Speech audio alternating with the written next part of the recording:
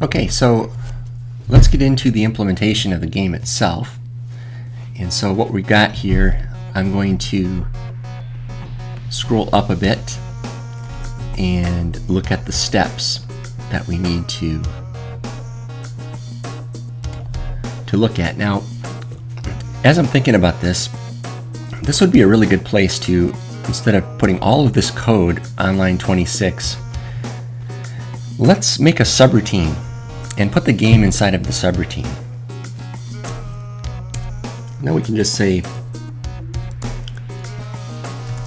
play game, like that, with a comment that says play a round. So that way, this is the core of the program right here. This is basically the structure, and play game is going to be this, a subroutine excuse me, that we'll put down here.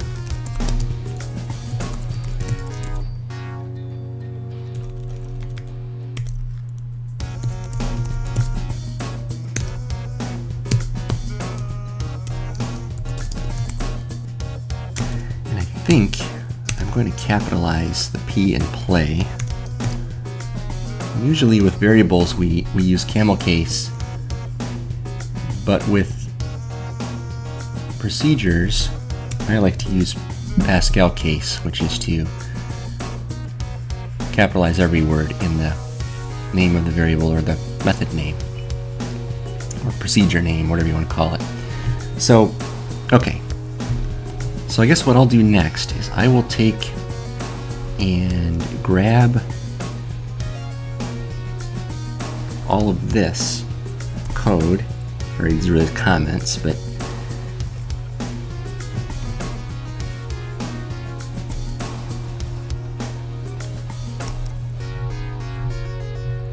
and go down to play game and just paste them in.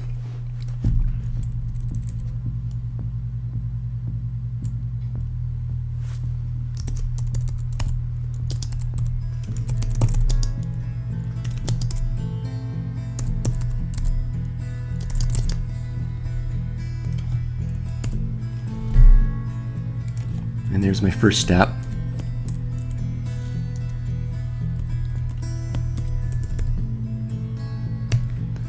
That would be my second step.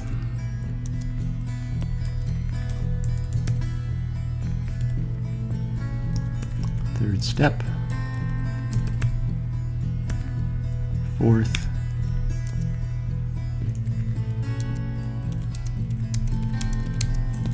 And then fifth.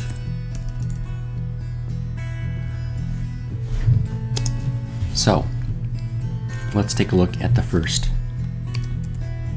task. To get a number between 1 and 3, we need a function called math.random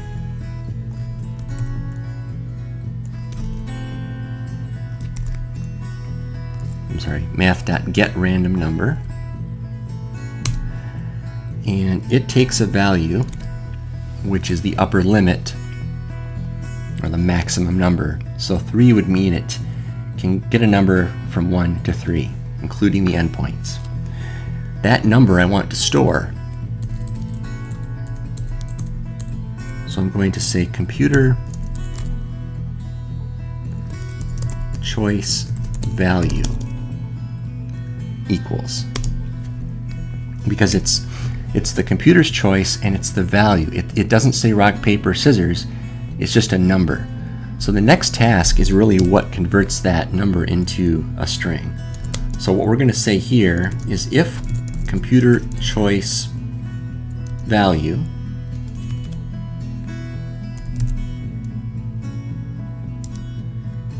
equals 1,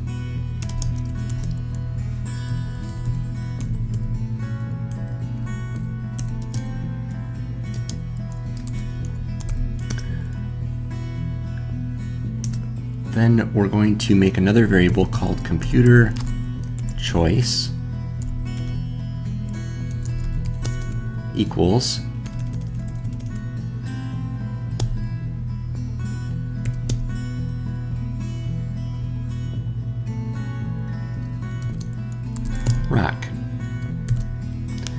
text, so we put it in quotes. Else if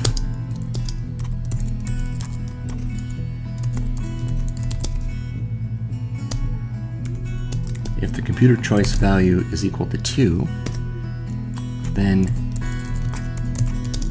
we'll set the computer choice equal to paper.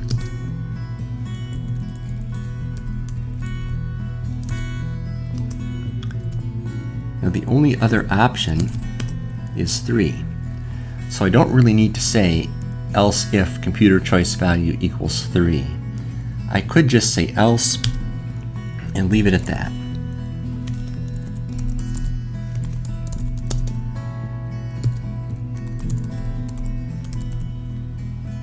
And put scissors there.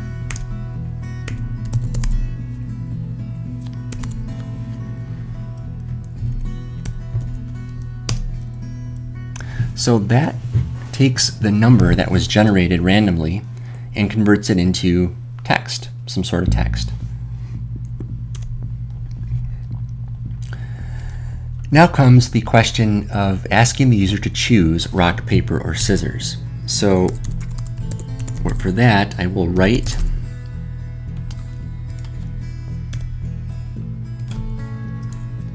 to the screen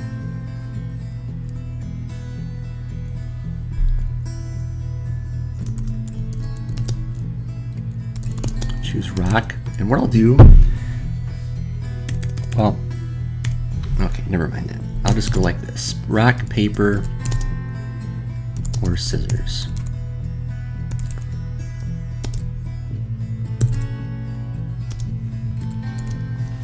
So I'll use that little double chevron symbol and a space after it to indicate they need to provide me something, and the user choice will equal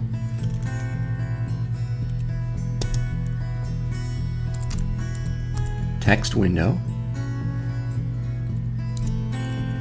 dot read.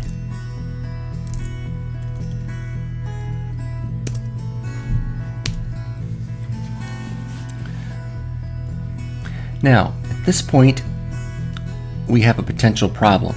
The user may not enter one of those 3 values. So we need to do some user validation here. So what I'm going to do is say while user choice is not equal to rock or, and there was my space character,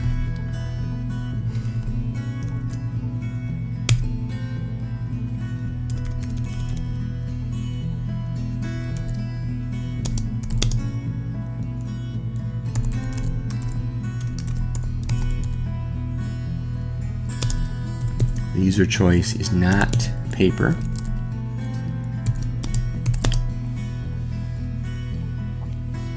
Now, is it good that I'm using or should I be using something else? I'll think about that as I finish this off.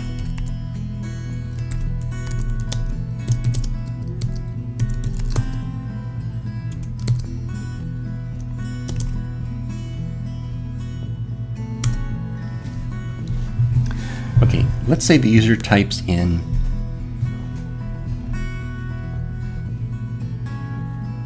PAPPER. Well, the user choice would not equal rock, and that would be sufficient to cause a repeat of the loop. Well, what if the user typed in paper the correct way? Well, the first condition again is if the user choice is not equal to rock. Well, if the choice had been paper, the first condition would be true, making the entire loop true. And that just doesn't seem right. So what we really want here, we want the loop to repeat if this is true, and this is true, and this is true. In other words, all 3 conditions must be true to repeat our loop.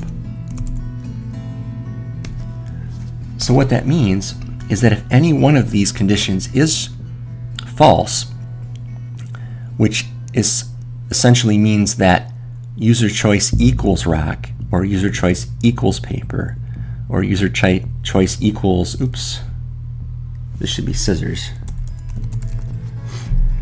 So let's say if they type in rock, then this condition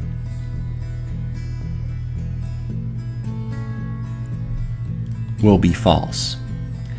User choice not equal to rock will be false because it is equal to rock if that's what they type in. So if that condition is false, it doesn't matter what else happens. The entire expression will evaluate to a false, and the loop will terminate. If they enter PAPPER, the first condition would be true, the second condition would be true, and the third condition would be true, and the loop would repeat itself. And there are many ways of setting a loop like this up, but this one will result in a loop that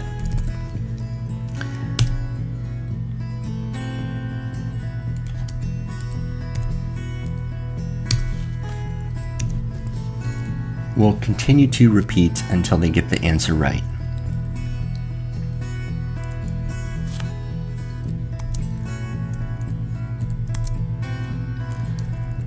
So I'm going to put the repeat of the question inside of the loop. So they're going to be asked the first time. If they don't get it right, we go into the loop and we ask and continue to ask until they answer correctly. Then we come down to the next step on line 67. So we ask them once to choose rock, paper, or scissors. They type in something. We record that in user choice. Then we ask and check, is user choice not equal to rock? Is user choice not equal to paper? Is it not equal to scissors? If all of those are true, we must ask again, because that meant that they didn't input one of those values. If they typed in any one of those three, whichever one they typed in, it would make that particular condition false, and it would terminate out of the loop. So when we reach line 67, we know that we have a valid user choice. So now we have to check to see the result of the game. But before we do that,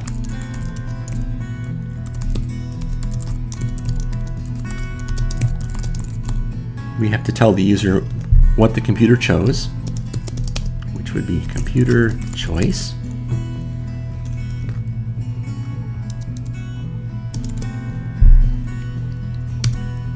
And now I'm going to put here, you chose.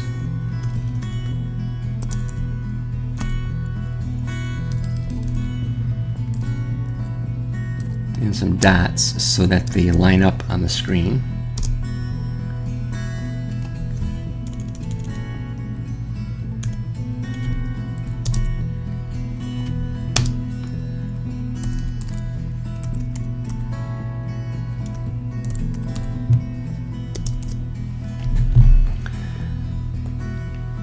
And let me just go add a few more dots here, like that.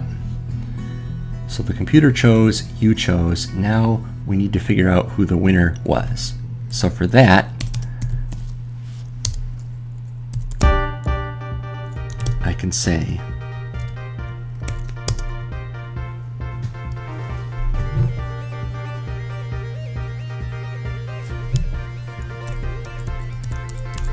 that the computer choice is equal to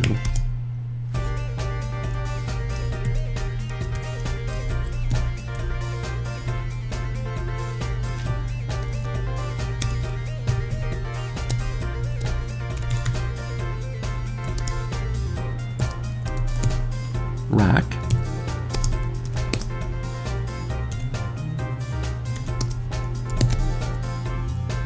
else if computer choice equals paper, else and if,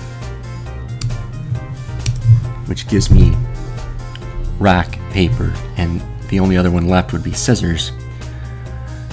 So let's say the computer chooses rock. All right, now let's look at what the user might choose in that scenario.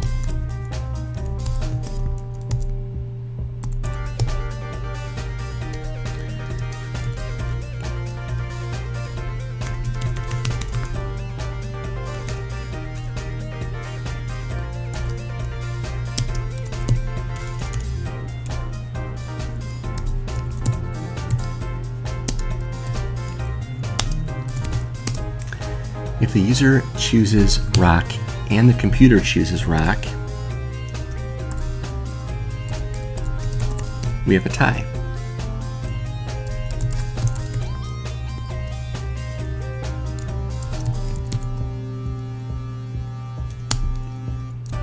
Let's try again.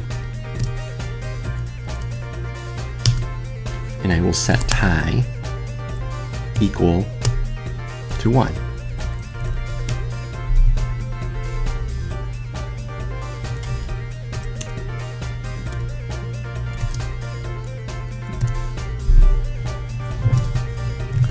Now, keep in mind, you're going to be playing this game many times. And let's say the last time you played this game, you had a tie. So tie is equal to 1 if that's true.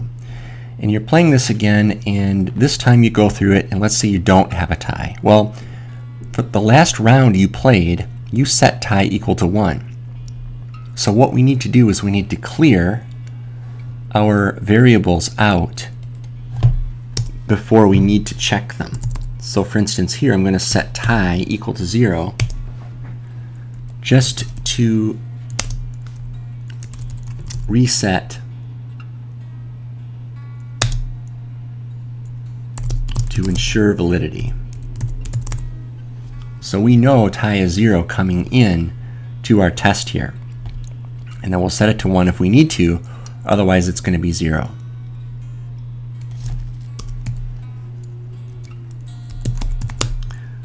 Well, another option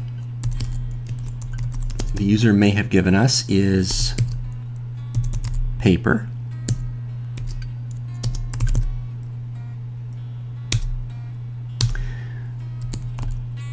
And then the other option would be scissors.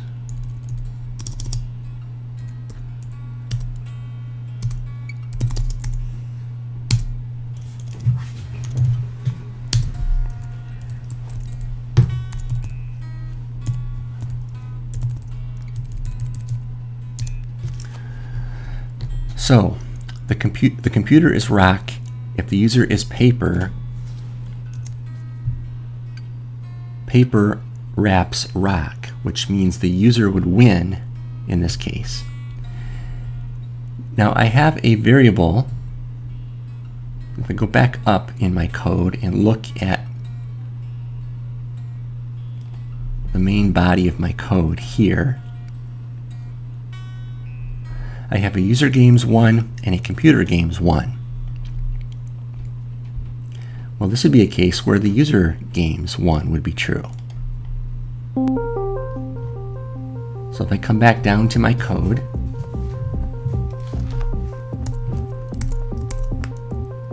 user games 1 equals user games 1 plus 1.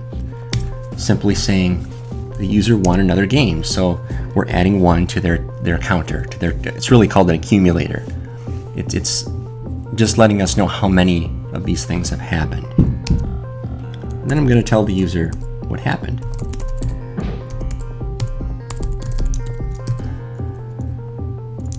Paper wraps rock, you win. So if the computer has a choice of rock and you have a choice of paper, you win. Now this third condition would be if the computer chose rock,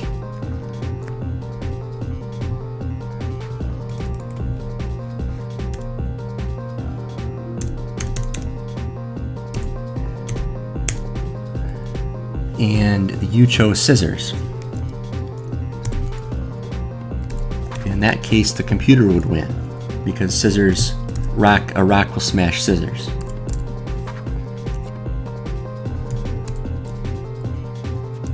So computer games 1 equals computer games 1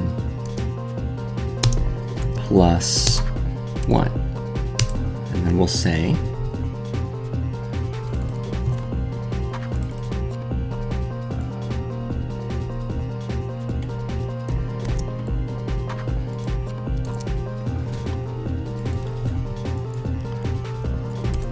rock smashes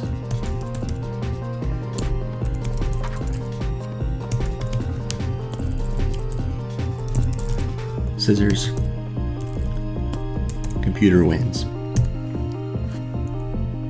So we have when the computer chooses a rock, and then what we've done is we've looked at the user's choice of rock, paper, or scissors, and we've accounted for all possible set of combinations of that choice.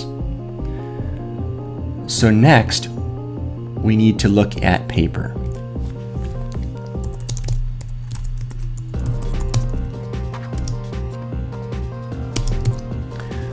So if the user chooses rock and the computer chose paper,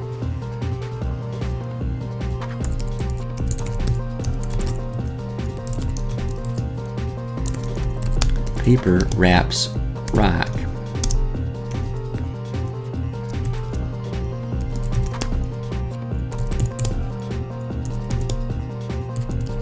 Let's see, computer wins.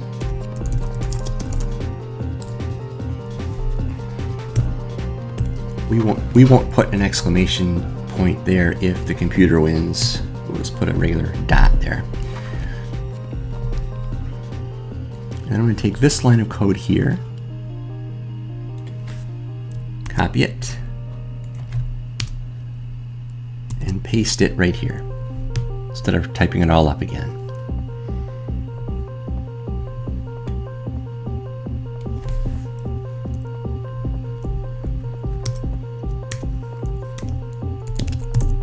Else if the user choice equals paper.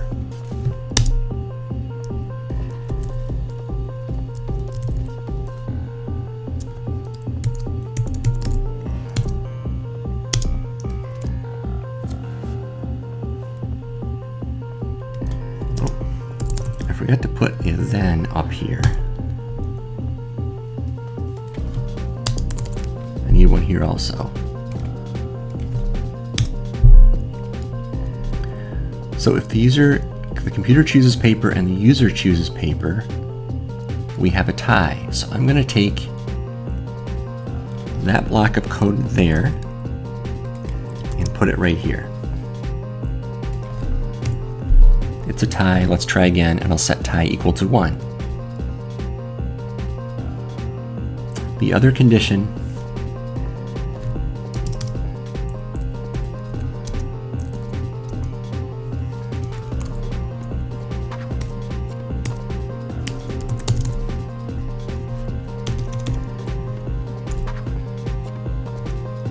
would be scissors. Now, notice how important it is to line up your nested if statements. And I'm going to try something here. I'm going to see if I can indent this one more level. I think it's important to see this.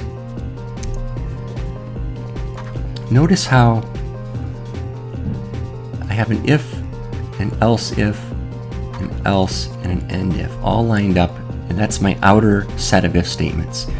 For this particular if block, I have a nested block of if statements, and you see how they're indented inside from the outer one. Likewise here, it's the same thing. Notice how they're indented from the outer one. So this is the outer statement block. This is the inner block here. Now this third, okay, so we've got computer choosing paper. We've covered rock and paper. Now the only other option would be scissors.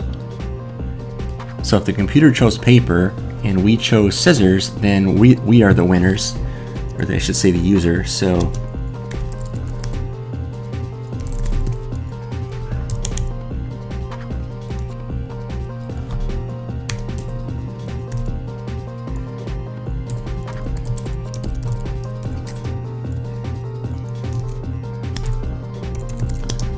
scissors cut paper.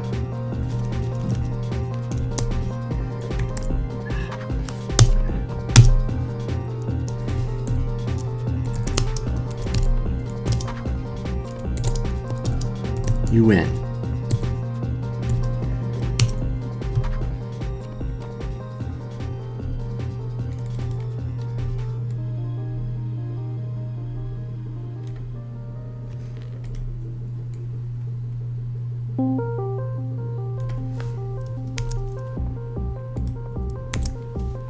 And I'll increment user games 1. So that takes care of my second set of conditions.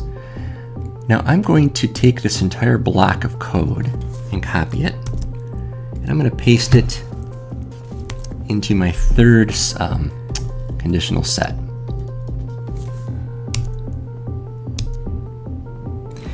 This is a place where it's helpful to put a comment.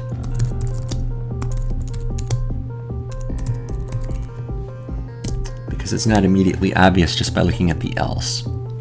So if the computer chooses scissors and I choose rock,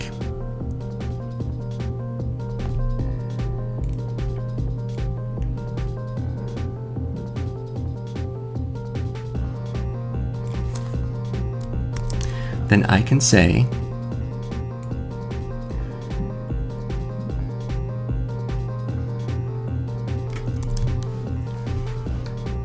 that rock smashes scissors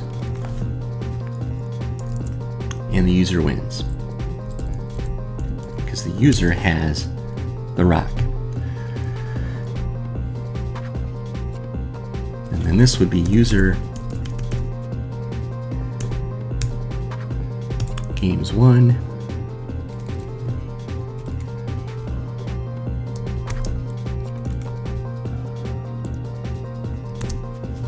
and I increment that. Okay. What if the computer chooses scissors and the user chooses paper?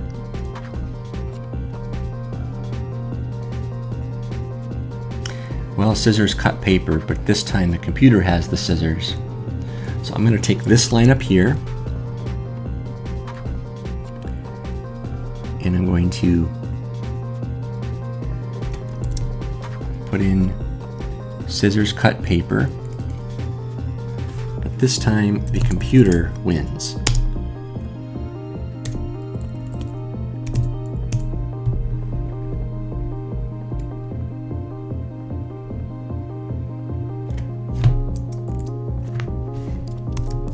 Oops.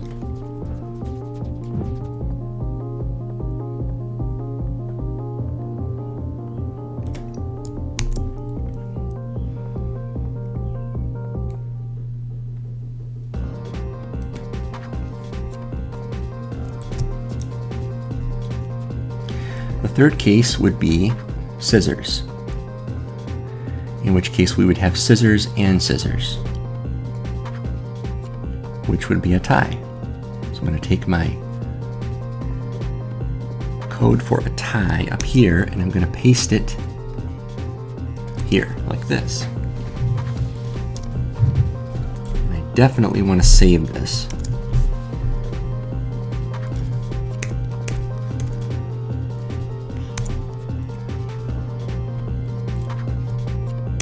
So let's go back through this, all of the logic here, and see if it makes sense. See if we've missed anything or made any kind of mistakes.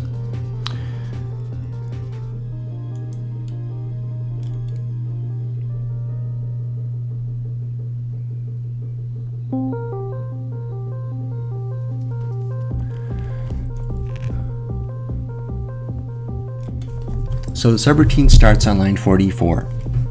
We get the computer to choose a value between 1 and 3. If it's 1, we set the computer choice to rock. If it's 2, we set it to paper. And if it's 3, we set it to scissors. Then we ask the user to choose rock, paper, or scissors. We accept their choice. We make sure it's valid from line 60 to 64.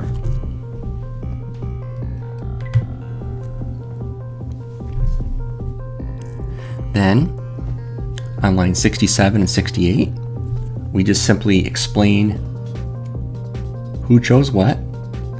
Now we test to see who wins, and we set tie equal to 0 just in case we have a tie. We don't want to have it remember any history for on us here.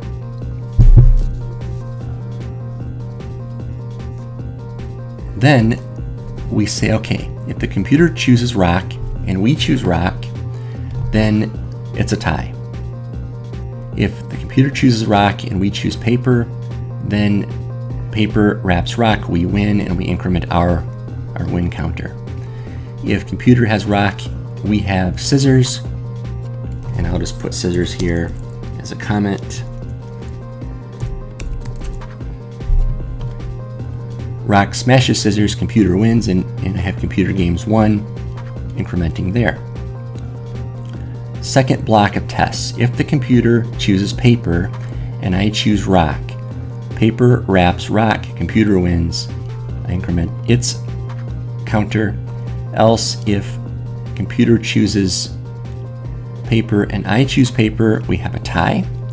If computer chooses paper and I choose scissors, scissors cut paper, I win, and I increment my counter. Their next block of code would be the case where the computer chose scissors. If I choose rock, rock smashes scissors, I win, increment my counter. If I chose paper, I'm in trouble, scissors cut paper, computer wins, else it's a tie. And so it appears that everything is working in the subroutine the way it should.